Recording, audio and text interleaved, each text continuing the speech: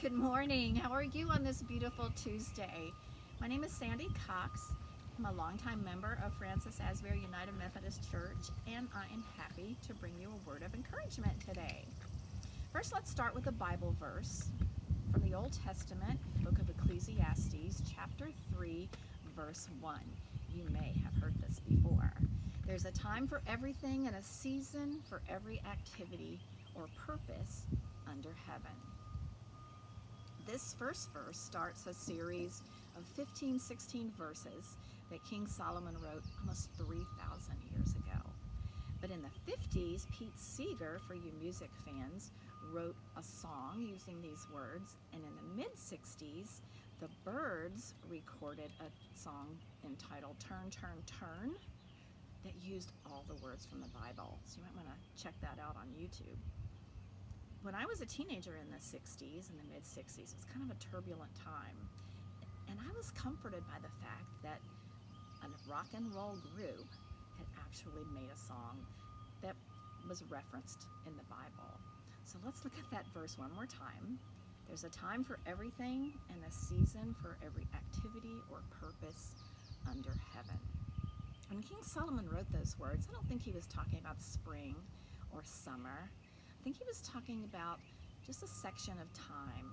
And what I'm thinking about is this time of year, and also what's happened to us since March of this particular year that has to do with the coronavirus. But let's think about school for a minute. All of us have been in school. Some of us have been teachers or principals, but we've all been students. And we remember what it was like right after Memorial Day in the spring of the year. It was a pretty exciting time. But if I can be honest with you, by that time of year, teachers are kind of tired of their students, and the students are kind of tired of their teachers. Everybody's ready to go home, they're ready to have summer break, but in the meantime, you're saying, testing's over, let's have the picnics and the graduations and the celebrations, let's have field day, let me see what else is fun. All of those great things that you do at the end of school. I bet you could think of a lot more. But now here we are in this season of spring 2020, and we can't have any of those things. Kind of stinks, doesn't it? It really does. No parties, no celebrations, no graduations. If it's your birthday, you can't even go out with friends or go get a pizza or have people come over. We miss our families, we miss our friends. It's just kind of a nutty time and hard to deal with. So I'm thinking, what are we supposed to do with our feelings, or how are we supposed to really look at this, especially as Christians? So I have a couple of thoughts. First of all, I have my water here. And we can look at any situation in life in two ways. So the first one is we look at this glass and we say, this is half empty. And we kind of focus when we think of life that way on the hurts and on the disappointments and all the things that are kind of no good about what's happening in our lives. We look at the hardships. But what I want to say to you is, in spite of the fact during this time that you might be cranky a little bit, you might be tired of the people in your house, you might be weary of being a mom or dad and a teacher and trying to do your job, whether you're going out to work or whether you're doing your job at your kitchen table. It kind of gets to you after a while, doesn't it?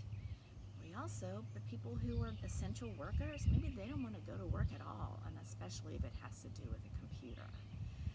We long for the touch of family and friends, and it can make us sad and kind of get us down.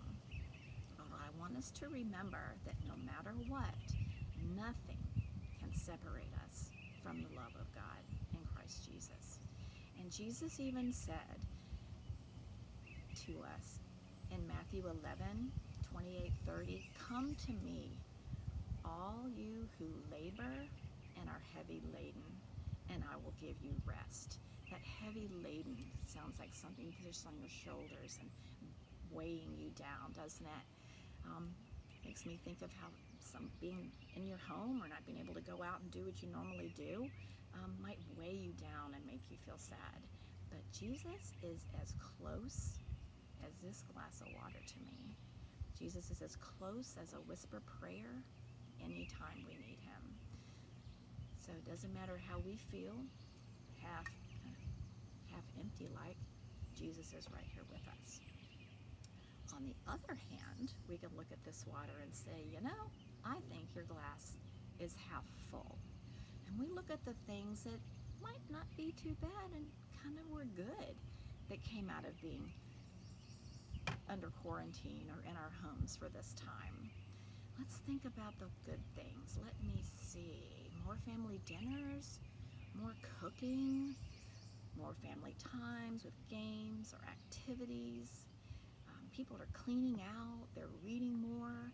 Maybe you're even reading your Bible more and feeling closer to Jesus during this time. Maybe you're learning new things. Did you all know what Zoom was a few months ago?